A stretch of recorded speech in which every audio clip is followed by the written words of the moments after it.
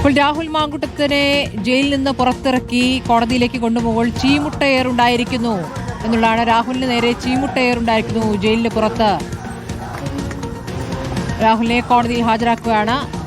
രാഹുലിന്റെ ജാമ്യ ഹർജിയും കസ്റ്റഡി അപേക്ഷയും പോലീസിന്റെ കസ്റ്റഡി അപേക്ഷയും ഒരേ ദിവസം കോടതിയിൽ എത്തുകയാണ്.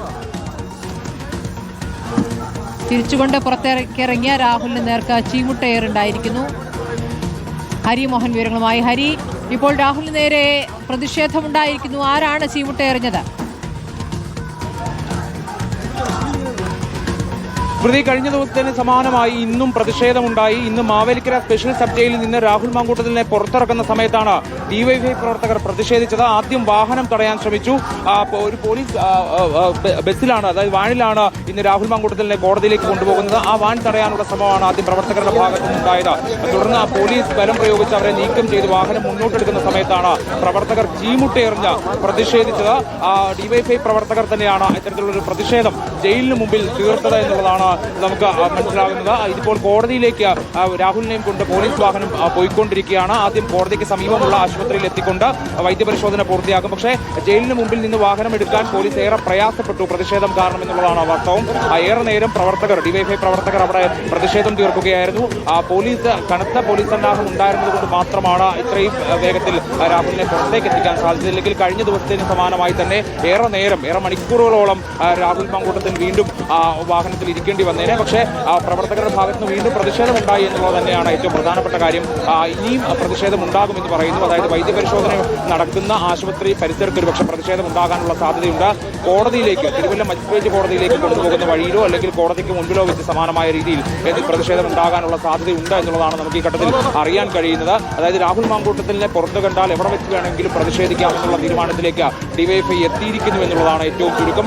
അങ്ങനെ പ്രതിഷേധം തീർത്തുകൊണ്ട് രാഹുലിനെതിരെ ആയിട്ടുള്ള തുടർച്ചയായി രാഹുൽ വിഷയം കത്തിച്ചു നിർത്തുക എന്നുള്ളത് തന്നെയാണ് ഡിവൈഎഫ്ഐ ഉദ്ദേശിക്കുന്നത്. അതിന്റെ ഭാഗമായിക്കൊണ്ടാണ് രാവിലെ തന്നെ ഡിവൈഎഫ്ഐ പ്രവർത്തകർ ജയിലിന് മുമ്പിൽ തടിച്ചുകൂടിയത്. കൃത്യം 10 മണിക്ക് തന്നെ രാഹുൽ മാങ്കൂട്ടത്തിനെ മാവേലിക്കര സ്പെഷ്യൽ സബ് ജയിലിൽ നിന്ന് പുറത്തേക്കിറക്കി മുദ്രാവാക്യം വിളികളോടുകൂടിയാണ് രാഹുലിനെ ഡിവൈഎഫ്ഐ പ്രവർത്തകർ എതിരേറ്റത്. അതിനുശേഷമാണ് ചീമുട്ടയേർ അടക്കമുള്ള പ്രതിഷേധ രൂപങ്ങൾ നമുക്ക് ജയിലിന്റെ മുമ്പിൽ നിന്ന് കാണാൻ സാധിച്ചത്. അവിടെ വെച്ച് രാഹുലിനോട് നമ്മൾ ഒരുപാട് ചോദ്യങ്ങൾ ചോദിച്ചെങ്കിലും ഒരക്ഷരം പോലും പ്രതികരിക്കാതെയാണ് രാഹുൽ പോലീസ് വാഹനത്തിലേക്ക് കയറിയത്.